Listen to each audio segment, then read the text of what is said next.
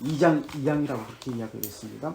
부패한 인류는 부패한 후손을 낳았다고 이야기합니다.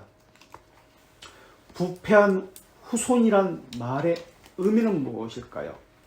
부패한 후손이란 말의 의미는 소기리문답 16문, 대유리문답 26문의 일반 출생법으로 태어난, 그러니까 이것을 선천적으로 또는 자연적으로 출생한 사람을 이야기합니다. 그렇다면 그리스도는 어떨까요? 일반 출생법으로 태어났을까요? 어떤 이단 가운데 하나는 이렇게 이야기해요. 성령께서 예수 그리스도를 낳았다. 성령으로 잉태했다 그러니까. 그렇다면 성령께서 어머니시지 않는가? 라고 이야기해요. 성령으로 잉태했다. 낳았다 그러니까. 성령으로 잉태됐다. 성부니까 하나님이 아버지구나. 성령이 어머니시구나. 이렇게 해석을 해버립니다. 그래서 그 아들이 예수 그리스도다. 그렇게 해석을 해버려요. 그럼 예수님은 어떻게 태어났을까? 마리아의 본질을 가지셨기 때문에 인간의 연약함은 있습니다. 육체의 연약함은 그대로 있습니다. 그런데 일반 출생법으로 태어난 게 아닙니다. 그래서 뭐라고 나오냐면 2항에서 그래서 그리스도를 제외한다라고 나옵니다. 그리스도를 제외한 모든 아담의 후손이다라고 이야기합니다. 그래서 이것을 사도신경에서는 어떻게 표현하고 있죠? 일반 출생법이 아니다라는 표현을 동정녀 마리게 하시죠. 그렇죠?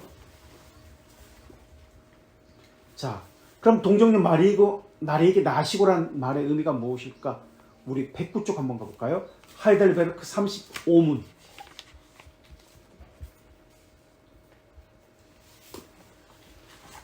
성령으로 잉태해서 동정녀 마리에게서 나시고라는 의미는 이랑 현재도 계속 참되고 영원한 하나님이신 영원한 아들이 성령 하나님의 활동으로 동정녀 마리아의 육체와 피와 인간성을 취했고 네, 이양 죄를 제외한 모든 것에서 인간의 형제처럼 다윗의 참된 씨앗이 되기 위함이다. 네, 다윗의 참된 씨앗이 되기 위함이다라고 그렇게 이야기합니다. 죄를 제외한 모든 것에서 인간의 형제처럼 이라고 합니다. 자, 이번에는 벨지카 18장 볼게요. 15페이지.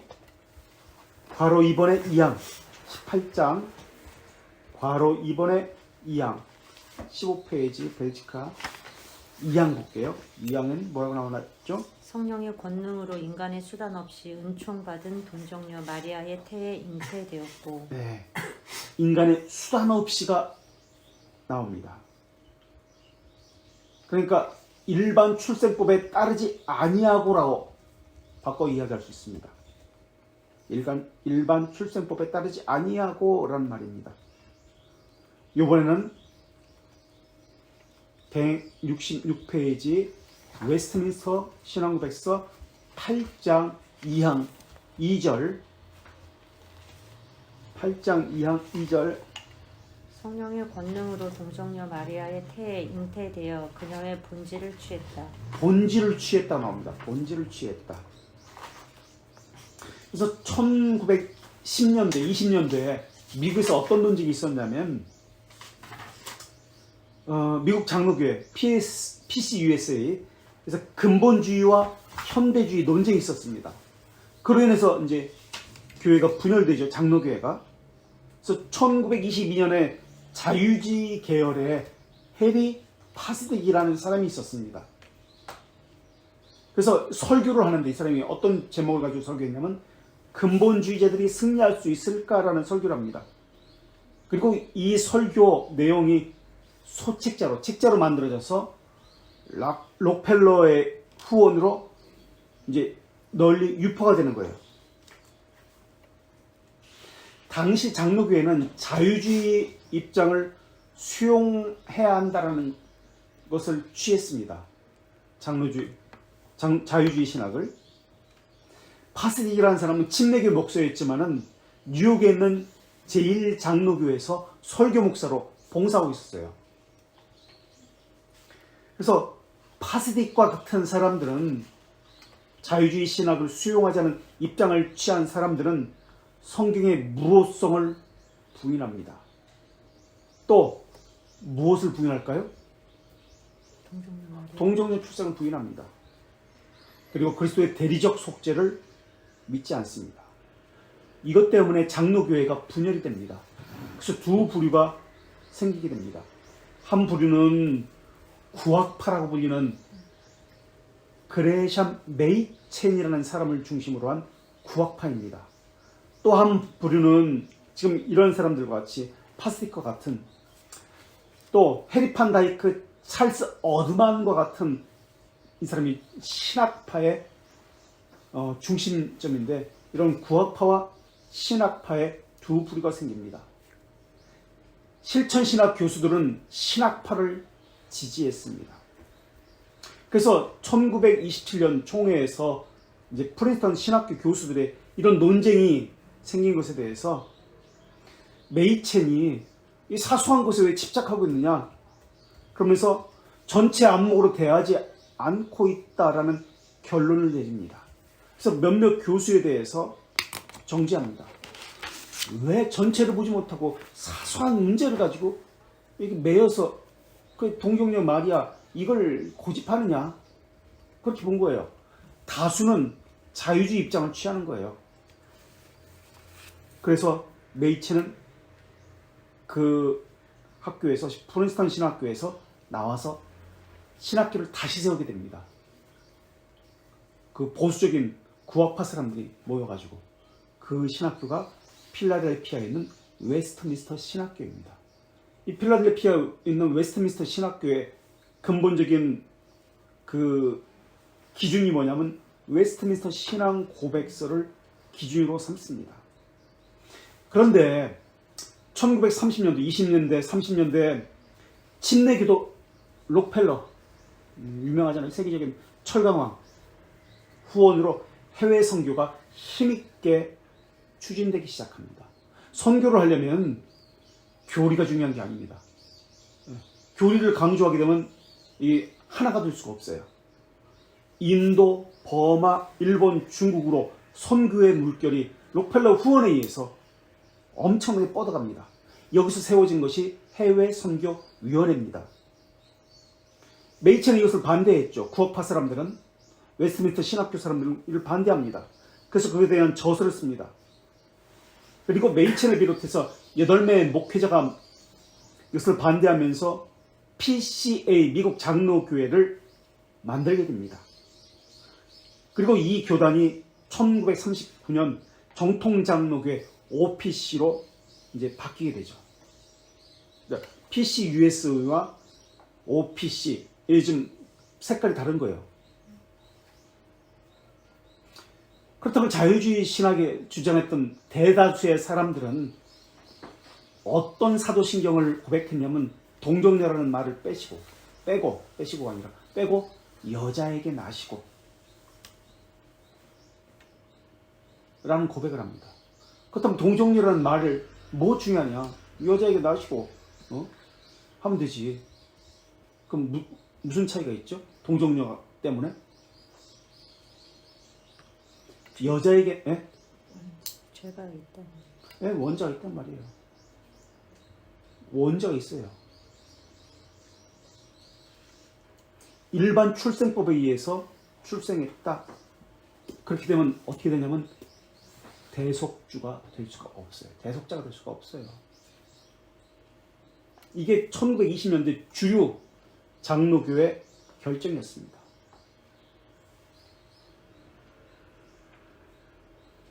그런데 아까도 얘기했지만 OPC 장로교회 이제 몇 명 안 되잖아요. 그들과 남침례교회, 남침례교단, 이 사람들은 이 결정을 따르지 않습니다. 그래서 이런 자유주의와 보수주의 계열의 논쟁이 있었는데 5가지 논쟁이 있었습니다. 보수주의 계열은 성경에 무호하다, 성경의 무호성, 둘째 동정녀 출생, 이런 걸 이제 주장하는 거죠. 붙들고 있는 거죠. 셋째, 대속적 죽음, 대속적 속죄, 대속적 죽음. 넷째, 예수 그리스도의 육체의 부활. 이게 다 부인하는 거예요, 지금 자유주의에서는. 다섯째, 이적의 역사적 실제성. 그래서 이 다섯 가지, 이적의 역사적 실제성, 이 다섯 가지를 근본 교리라고 불렀습니다. 이게 붙들고 있는 거예요. 8명의 목회자와 이 OPC, 이 교단의 사람들, 구학파 사람들은. 그래서 이것을 주장하는 사람들을 복음주의자들은 저들은 근본주의자다 라고 비난했고 멸시했어요.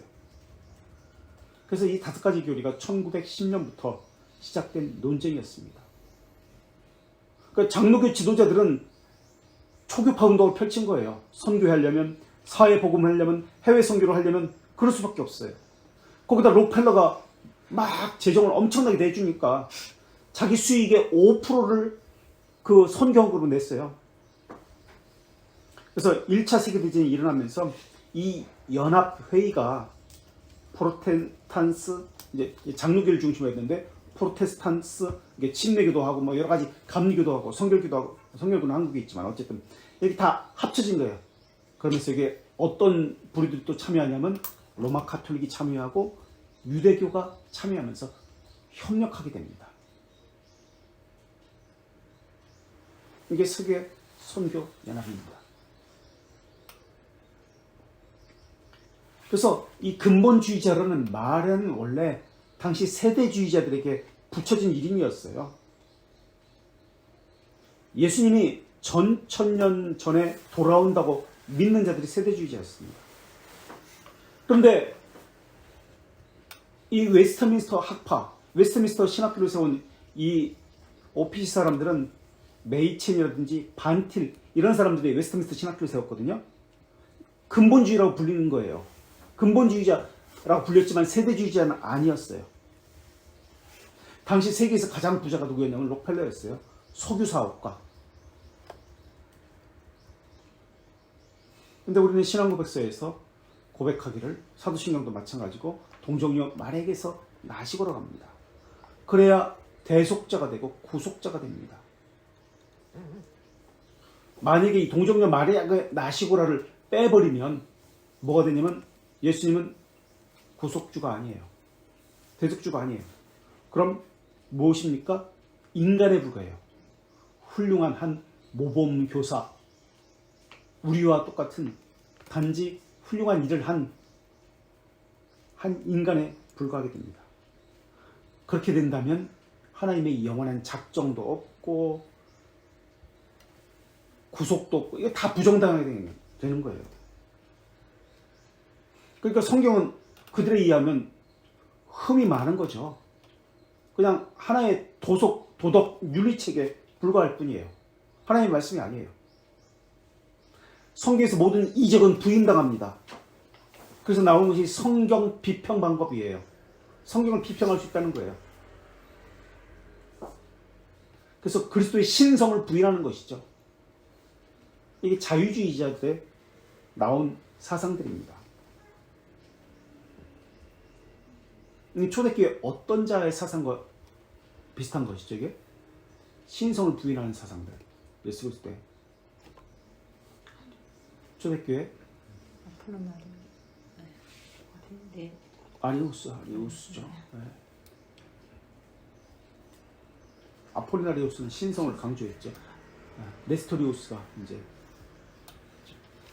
우리는 복음주의라는 말의 의미를 좋은 의미로 받아들이고 있습니다. 그러니까 복음주의라는 말의 의미는 근본주의자와 분리시키려고 20세기 중엽에 일어난 사상이 복음주의입니다. 그렇다면 신성을 부인하게 되면 어떤 일들이 일어나게 되는가? 어떤 신앙의 양태들이 나타나는가? 그런 경우에는 예수 그리스도를 흉내내는 것으로 만족합니다. 절대 권위에 대한 순종이 없습니다. 예수님이나 나나 우리 똑같은 인간인데 내가 알아서 할 거야. 말씀에 대한 순종이 없습니다. 내가 원하는 대로, 내가 보기에 좋은 대로. 그게 신앙이니까. 말씀에 순종하는 것은 왜 순종합니까? 예수의 신성함. 예수님이 하나님이라는 것에 대한 순종이에요. 근데 예수님이 하나님이 아니니까, 신성이 없으니까 말씀에 순종할 이유가 없어요. 교회의 질서, 기강 순종할 이유 없습니다.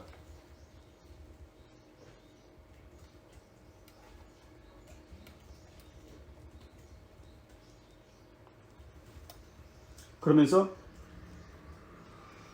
나타나는 것은 난 너희들과 달라. 문자적으로, 행위적으로 이야기합니다. 교만이 나타나는 것이죠. 자기 부인이 없습니다. 신성을 부인하면 교만함이 나타납니다. 교회를 우습게 생각합니다. 하나님의 말씀 우습게 생각합니다. 내가 너희보다 더 뛰어나. 말씀에 순종함이 없어요. 반대로 그럼 이번에는 인성을 부인하게 되면 어떻게 될까요? 신성만 강조하게 되면 오순절주의자들처럼 됩니다. 하나님의 말씀에 철저히 순종합니다. 맹목적입니다. 그러나 삶은 엉망입니다. 교회에서만 삽니다. 삶을 버리고 기도파가 되죠. 청지기적 삶이 없어요. 세상 따로 교회 따로 분리게 됩니다. 그래서 인성을 부인하면 겸손한데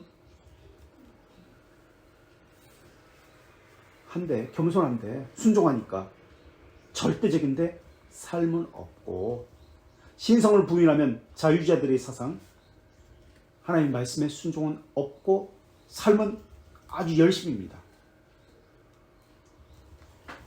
그러나 성경도 무시하고 교회 권위도 무시하고 질서도 무시하고 나는 너희들과 달라, 다 알아, 교만함의 특징이 나타납니다. 누가 말해도 듣질 않아요. 이 두 부류의 신앙 양태가 한국교회 모습을 나타내고 있습니다. 둘 다 안 좋은 겁니다. 근데 둘 중에 하나를 그래도 낫다면 무엇이 나은 것 같으세요? 둘 다 나쁜 것인데, 잘못된 것인데, 둘 중에 그래도 낫다면 순복음이 나을까요?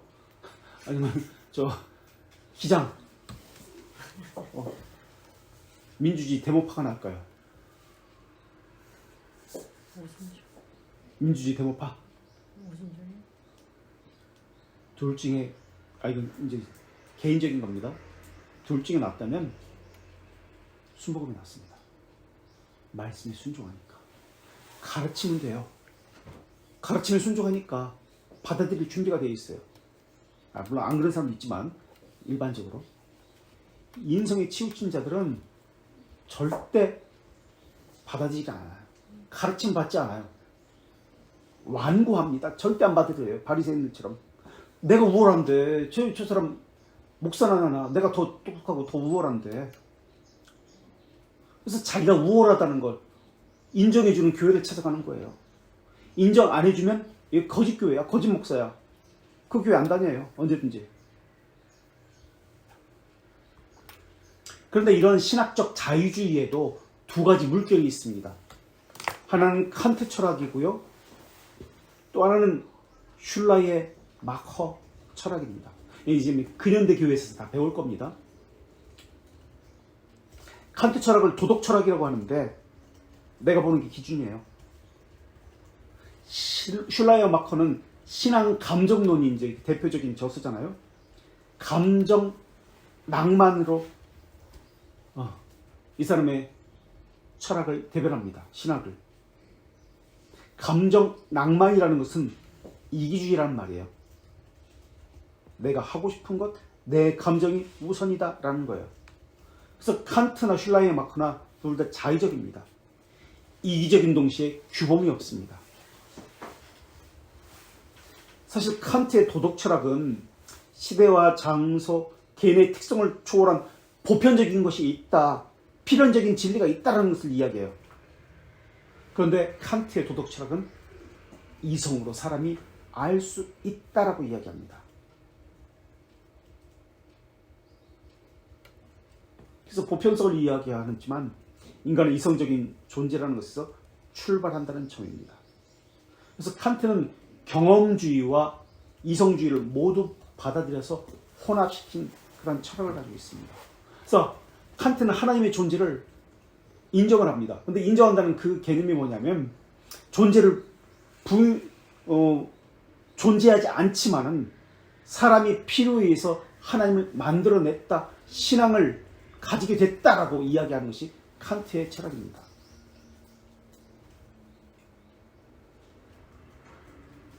그래서 예수님을 우리와 같은 인간인데 뭘 우리보다 좀 나은 것이 있다면 행동에 있어서 좀 더 낫다. 이게 자유주의자들의 신성을 부인하는 자들의 사상입니다. 그래서 신성을 부인했던 그러한 무리들이 교회에서 보면 많이 나옵니다. 아리우스, 소지니우스 같은 이들입니다. 다 단성론자죠. 그래서 단성론 논쟁은 초대교회 때 누가 있었죠? 다 이단위로 정지된 사람들인데 이런 아리우스, 네스토리우스, 아폴리나리우스, 유티케스 같은 사람들이 단성론 논쟁에서 이단위로 정제된 사상이죠. 초대교회 이단적인 그 사상이 어떤 것이 있었죠? 정제된 사상은 지금 단성론 논쟁, 단성론자들을 전기됐습니다. 이단위로 처음부터 이야기하면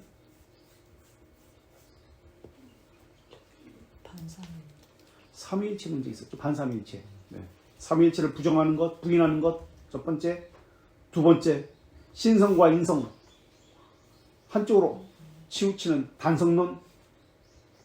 이게 두 번째. 세 번째는 그러니까 구원에 있어서 오늘 지금 말하고 있는 이것과 관련해서 행위구원을 다른 말로 뭘 부정하는 것이죠? 구원에 있어서 유일한 중보자이신 예수 그리스도를 부정하는 거예요. 유일한 중보자 예수 그리스도를 부인하는가? 다른 걸로 구원받는 것이죠. 그래서 칼케돈에서는 예수 그리스도의 신성과 인성은 변함이 없다, 혼동이 없다, 분리도 없다, 분할도 없다라고 했습니다. 변함, 혼동, 분리, 분할 없다. 혼합되지도 않고 변화되지도 않으며 나누지도 않고 분리되지 않는다. 두 본성의 연합은 영원한 것이고 분리된 것이 없다라고 합니다. 우리 하이델베르크 47문 한번 찾아보실래요? 113문. 하이델베르크 47문 113페이지.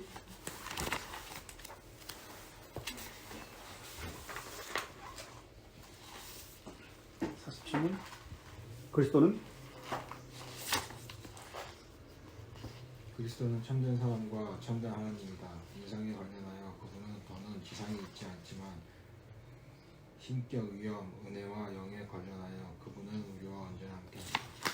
예, 우리와 언제나 그리스도 약속한 대로 세상 끝에서 우리와 함께 있지 않습니까? 라고 질문에 그렇게 대답합니다. 48문은 114페이지. 그렇다면 만일 그분의 신격이 있는데 인격이 없다면 그리스도의 두 본성이 서로 분리되어 있지 않습니까? 라고 합니다. 절대 아니다. 신격이 무한하고 편만함으로 당연히 인성의 제한 넘어 있음에도 불구하고 인성 안에 있고 위격으로 인성에 연합돼 있다. 네. 아담의 후예들은 일반 출생법으로 인해서 부패한 후손을 낳습니다. 그러나 예수님은 우리와 같은 인성을 지녔지만 무죄합니다. 부패함이 없습니다. 지금 그 이야기를 합니다. 자, 우리가 예수 그리스도가 다윗의 혈통에서 나았다라고 합니다. 이 말의 의미는 무엇일까요? 다윗의 혈통에서 나왔다. 다윗의 씨에서 나왔다. 아브라함의 씨에서 나왔다. 일반 출생법이라는 의미가 아닙니다. 인성을 가졌다는 의미입니다. 그렇지 않았다면은 일반 출생법으로 나왔다면 다윗이 예수님을 메시아라고 주라고 칭하지 않았을 겁니다. 우리 성경 한번 볼까요? 누가복음 20장 42절에서 44절에 시편이 한 말을 누가복음에서 다시 하거든요. 20장 42절에서 44절 시편에 시편에 다윗이 친히 말하였으니 주께서 내 주께 이르시되 내가 내 원수를 내 발등상으로 삼을 때까지 내 우편에 앉았으라 하셨도다 하였느니라. 44절 근절. 그런즉 다윗이 그리스도를 주라 칭하였으니 어찌 그의 자손이 되겠느냐. 그때도 이런 논쟁이 있었어요. 아니 다윗의 씨라고 하면 그 인간의 그 일반 출생법에 의해서 태어난 거 아니냐. 그랬더니 아니다. 다윗이 그랬다면 어떻게 그리스도를 주라고 칭했겠느냐라고 합니다. 그래서 우리 15페이지 가보실래요? 다시 15페이지 2항 두 번째 달락 이제 18장 벨지카 18장 괄호 2번 뭐로 나오죠? 그 독생자는 네? 종의 형식을 취해서 인간처럼 되셨고 2항 18항 두 번째 두 달락. 번째 거 맞나요? 네. 그 독생자는 종의 형식을 취해서 인간처럼 되었고 실제로 모든 무력함을 가진 참된 인간성을 입었지만 인간성을 입었지만 죄는 없었고 죄는 없었다. 인성을 가졌다고 나와요. 자, 16페이지 가보세요. 세 번째 단락이죠. 벨기카 18항. 인성을 입었다는 단어가 계속 반복되어 나옵니다. 찾아보세요. 인성. 선천적 부패성이라는 개념 아니에요. 인성이라는 개념이지 이것이. 찾아보세요. 세 번째 단락. 1항에 육체와 피 육신 다윗의 자식 다윗의 자식이라는 단어가 나옵니다. 인성이라는 개념입니다. 2항의 세 번째 단락. 다윗의 씨 다윗의 씨 또 태의 열매 다윗의 줄기 다윗의 줄기 또 이새의 뿌리 이새의 뿌리 또 계속해서 유다 족속 유다 족속 유대인의 자손 유대인의 자손 아브라함의 씨 아브라함의 씨. 이 단어들이 일반 출생법이라는 개념이 아니에요. 자손이라는 개념이 아니에요. 인성이라는 개념이에요. 예수 그리스도의 인성을 뜻하는 개념이 성경에 보면 다윗의 씨, 뭐 이새의 뿌리 이런 단어를 보면 이 족보상 선조구나 그런 개념이 아니에요. 인성이라는 개념이에요. 그러나 인성을 입었지만 죄가 없으시다. 근데 펠라기우스는 뭐라고 얘기하냐면 원죄를 부정합니다. 그리고 죄는 모방이라고 이야기합니다. 우리 벨지카 15장 14페이지 앞에 다섯 번째 단락 한번 보실래요? 그러므로 우리는 죄가 모방에서만 나온다고 주장하는 펠라기우스파의 오류를 거부한다. 근데 모방이라고 이야기합니다. 원죄는 없다. 모방해서 그냥 부모님이 하는 거, 다른 사람이 하는 거 모방해서 죄를 짓는 것이지 원죄는 없다. 왜냐하면 자유의지를 강조하기 때문에 그렇습니다. 펠라기우스는.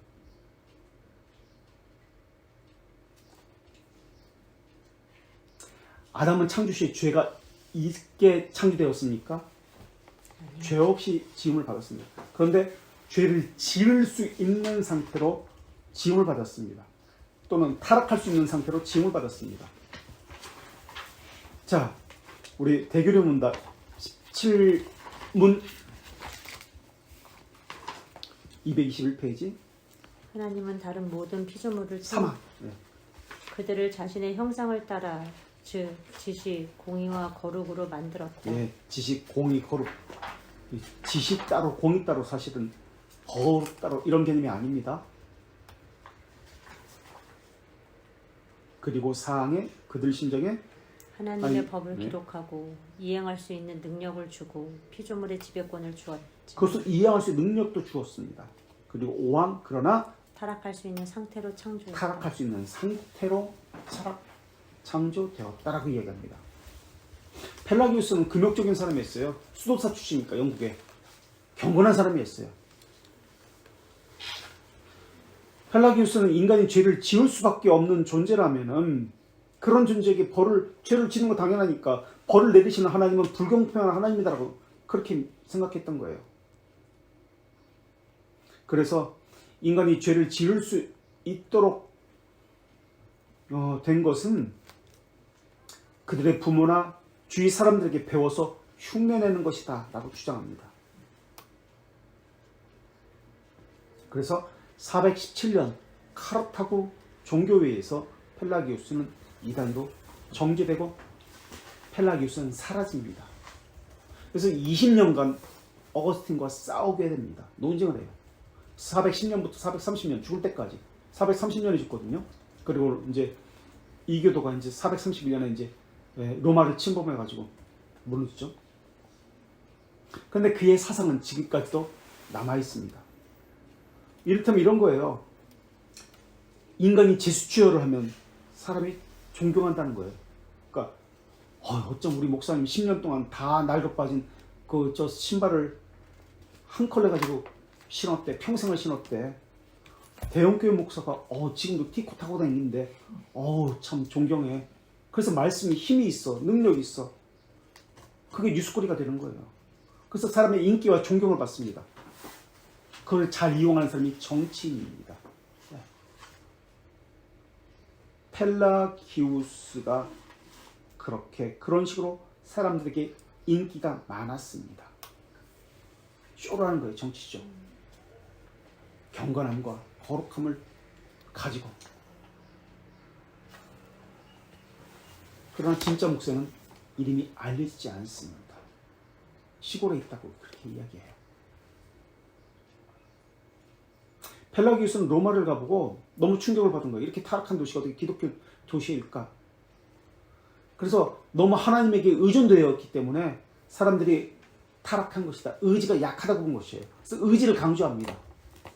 그래서 수도사들은 모두 의지를 강조합니다. 지금 펠라기우스 지금 우리 두 번째 항에 대해서 계속 이야기하고 있죠. 의지를 강조하다는 것은 금욕적이라는 이야기입니다. 인식에는 관심이 없습니다. 지금도 마찬가지예요. 의지에만 관심이 있습니다. 무엇을 해야 된다, 드러내야 한다, 이것이 참된 신앙이다. 의지라는 것은 개인주의입니다.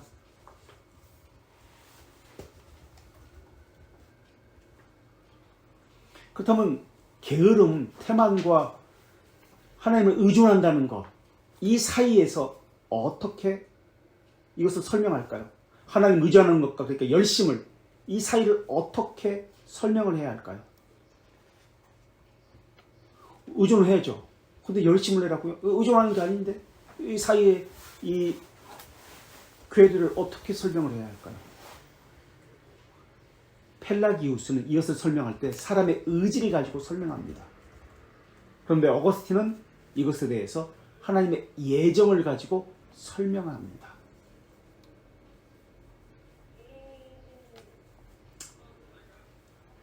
목사는 목사짓만 하면 돼요. 아무리 밥 사주고 책 사주고 해도 사람이 안 변합니다. 제가 그랬죠. 좋은 책 있으면 제 돈으로 사람들 사줬어요.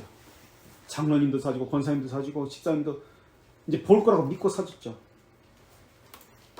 물론 은혜 받았다고 말은 해주는 사람이 있었어요. 근데 그게 전부예요. 안 변해요. 사람은 의지를 자극해서 안 변해요. 목사가 해야 하는 일은 말씀을 잘 먹이는 겁니다. 그게 전부예요. 사람이 사람의 의지를 바꿀 수 있는 것이 아니에요. 어떤 프로그램을 통해서, 어떤 권면을 통해서, 펠라기우스는 권면을 통해서, 설득을 통해서 바꿀 수 있다고 이야기하잖아요. 아니요. 의지를 바꿀 수 없습니다. 그런데 펠라기우스적 사상을 가진 사람들은 감정적인 행동을 하면 설교 시간에 그렇게 하잖아요. 자신의 연약한 모습, 실패한 모습을 이야기하잖아요. 내가 슬리퍼 가지고, 아니 저 신발 하나 가지고, 티코 하나 가지고 20년을 탔습니다. 그러면 감독이 아우 우리 교회 목사님 참 훌륭하시다. 감동을 받았대요. 훌륭한 목사님이라 존경해요. 이런 목사님들이 많죠. 그 잘하는 것이 분당에 있는 어떤 교회 목사님이에요.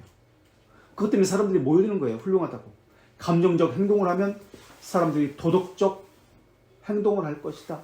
의지가 바뀌어서 선한 일을 할 것이다. 이것은 철학입니다. 누구의 철학이냐면 데이비드 휴메의 철학입니다. 이제 우리가 근현대 교회사를 배우게 되면 이러한 것들 배우게 되는데, 이 스코틀랜드 회의주의 철학자입니다. 선행적 은혜를 베푸면 사람이 은혜를 받아서 움직일 수 있다는 거예요. 이게 사람들이 쉽게 와닿는 거예요. 이게 마음에. 이것을 주정주의라고 합니다. 감정 주정주의라고 합니다.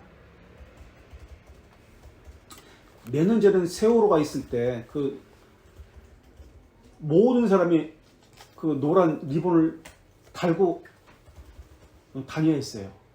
그 노란 리본을 안 달면은 이건 신자도 아니라고 그렇게 이야기했어요. 그렇게 생각했어요.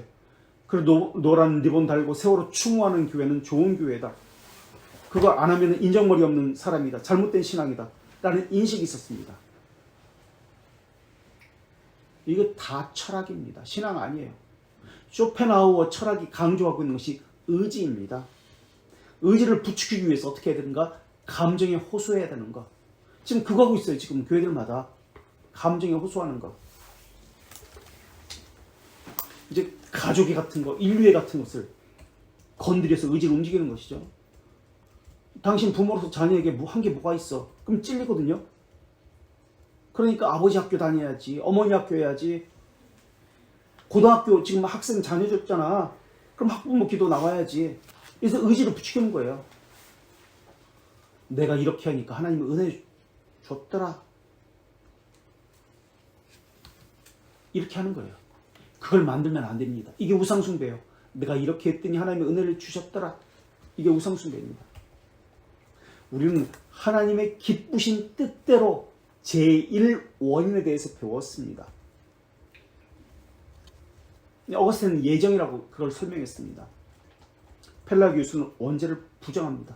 자유의지를 강조합니다. 자유의지 강조하니까, 원죄 부정하니까 유아세를 인정할까요? 인정하지 않을까요? 인정하지 않습니다.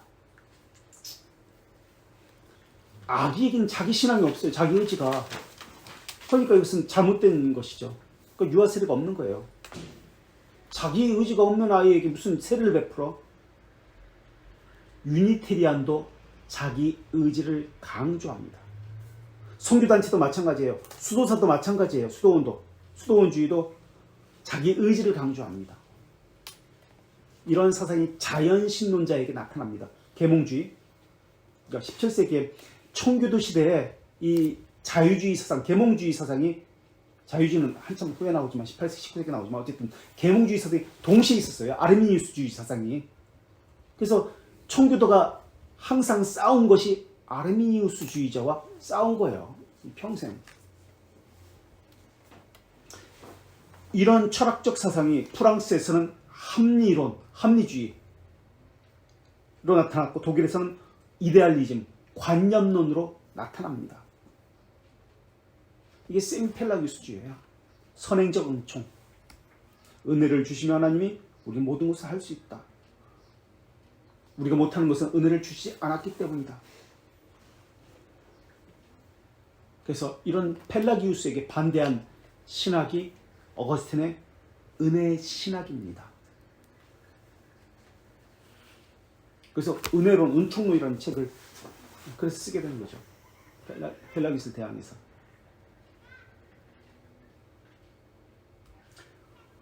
원죄가 후손들에게 전염돼서 나타납니다. 이것이 뭘로 나타나면 현세의 욕으로 나타납니다. 현세욕. 현세에 대한 욕심. 자기 애로부터 비롯됩니다. 자기 애라고 나왔어요. 어거스틴은 그렇게 얘기합니다. 그러나 협력하는 은혜가 아닙니다. 선행적, 먼저 선자 써가지고 선행하는 은혜도 아닙니다. 우리는 오직 은혜라고 이야기합니다. 이게 어거스틴의 사상이고, 이것이 1000년 동안 잠들어 있다가 1000년 후에 종교개혁자들에 의해서 나타난 사상입니다. 어거스틴의 사상이 다시 일어나는 거예요. 천년 후에 종교개혁자들에 의해서. 펠라기우스의 사상이 없어졌다가 다시 중세에 나타난 거예요. 그리고 오늘날 다시 나타나고 있어요. 오직 은혜라는 것을 부인합니다. 은혜는 항상 수동적입니다. 그러나 펠라기우스는 은혜를 수동이라고 이야기하지 않습니다. 능동이라고 이야기합니다. 쟁취할 수 있다고 이야기합니다. 그래서 소나무 뿌리를 뽑으면 응답받는다. 비록 응답받는다는 거예요. 그래서 어거스틴 펠라기우스가 20년간 문제하면서 수많은 책을 씁니다. 44살에 고백록을 쓰고요. 그게 397년이거든요. 그리고 아리우스와 펠라기우스에 대항해서 삼위일체론을 쓰고요. 이 삼위일체론은 16권짜리입니다. 대단한 책이에요. 400년부터 416년까지 16년까지 17년인가요? 쓴 책입니다. 그래서 만이교에 대항해서 자유의지론, 두 영에 대해서 선의 본질이라는 책을 썼습니다. 만이교의 사상은 뭐죠? 만이교의 사상. 악의 문제에 대해서 고민했어요. 왜 내가 악을 저지르지? 왜 죄를 저지르지? 고민했어요, 어거스틴은. 그래서 그 답을 만이교에서 찾았습니다. 맨 처음에 젊었을 때는. 만이교에서 죄의 문제에서 어떤 해결책을 줬기 때문에 거기서 찾았나요? 죄를 뭐라고 얘기해요? 악을? 만이교는? 만이교의 사상은 이원론입니다. 원래 있었다. 하나님이 원래 계신 것처럼 존재하는 것처럼 사탄도 악도 원래 존재했다. 그래서 선과 악의 싸움이다. 어디가 이기느냐, 그 지역을 점령하느냐. 이게 땅 밟기잖아요. 이게 만이교 사상이에요. 이게 지금. 그 지역을 움직이는 신이 있다. 악한 신이 그 지역을 점령하고 있다. 원래 있었다는 거예요. 명쾌해요, 아주. 그래서 어거스틴이 볼 때, 젊은 어거스틴이 볼 때, 그래, 악의 문제는 원래 있었구나. 만이교의 사상을 추종하게 된 겁니다. 이원론 사상, 아름다움, 추함, 빛과 어둠, 악과 선, 이 이원론적인 사상 원래 있었다. 이것은 원래부터. 그러다가 이론론에 빠지게 됩니다. 30대, 32세, 30대 초반에. 그 이론론이 뭐냐면 신플라톤주의입니다. 그래서 아까도 말씀드렸죠. 나는 아테네에서 가져온 책을 보았다. 그것을 심취했다. 아테네라는 것은 이제 플라톤주의, 철학을 이야기하는 거예요. 그래서 30대 초반에 이론론입니다. 그럼 악에 대해서 그 신플라톤주의가, 플라톤주의는 어떻게 설명하는가? 이론론이라고 했잖아요. 이데아라고 이야기합니다. 플라톤은. 원래 이데아가 있었다. 본질이 있었다. 신플라톤주의는 플로티누스에서 일자를 이야기합니다. 일자. 그러니까 하늘로부터 모든 것이 다 나왔어요. 여기서 죄 문제가 그렇구나. 원래부터 있었던 것이 아니다. 만이교는 원래부터 선과 악이 있었다라고 이야기하잖아요. 두 존재가 항상 있었다. 처음부터. 그런데 아니구나. 악은 나중에 나타났는데 선의 결핍이 악이구나. 원래 하나님이 있었는데 이데아라고 이야기하죠. 이데아가 있었는데 여기서부터 나왔는데 선의 결핍이 악이구나. 죄구나. 이런 놈입니다. 여기서 실마리를 찾게 됩니다. 이것 때문에 기독교라는 것이 무엇인지 아직은 아니에요. 기독교를 척하지 않았습니다. 신앙이 갖지 않았습니다. 물론 하나님에 대해서 고민했지만 이제 그러면서 점점 하나님으로 접근해 갑니다. 그래서 펠라기우스에 대항해서 책을 쓰게 됩니다. 그리스도의 은혜에 대하여, 원죄에 대하여, 펠라기우스 행전에 대하여 라는 책들을 쓰게 됩니다. 그리고 400이 아니라 하나님의 도성 또는 하나님의 도시라는 책을 쓰게 됩니다. 이게 섭리론입니다. 역사 철학책입니다.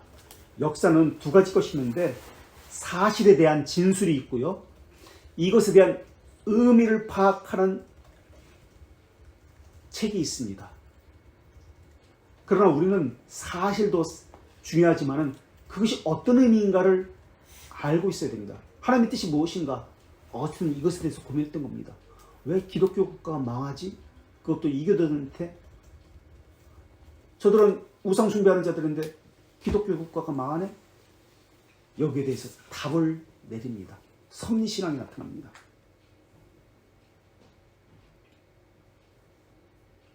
그래서 의미에 대해서 쓴 책이 하나님의 도성입니다. 그런데 현대에는 어거스틴의 책을, 현대 철학자들은 어거스틴의 배척을 합니다. 왜냐하면 진리의 상대성을 주장하기 때문에 그렇습니다. 자, 그래서 오늘 본문에서 다시 한번 부패의 보급 2장을 다시 한번 읽고 마치게요. 사실은 1장에 1시간 이상 이야기해야 되는데 이것이 전제가 되지 않았기 때문에 2장에서 좀 쉽게 기본적인 알맹이는 다 빼먹고 지금 이야기한 겁니다. 1장이 중요한 것인데 2장만 읽겠습니다. 부패한 인류는 66페이지, 부패한 후손을 낳았다. 근데 예수님은 제외다. 그리스도는 제외한다. 아담의 모순 후손은 67페이지, 최초의 부모로부터 부패의 근원을 펠라기우스파가 오래전에 주장했듯이 모방으로서가 아니라 사악성의 번식으로 갖게 되었다 라고 그렇게 이야기합니다.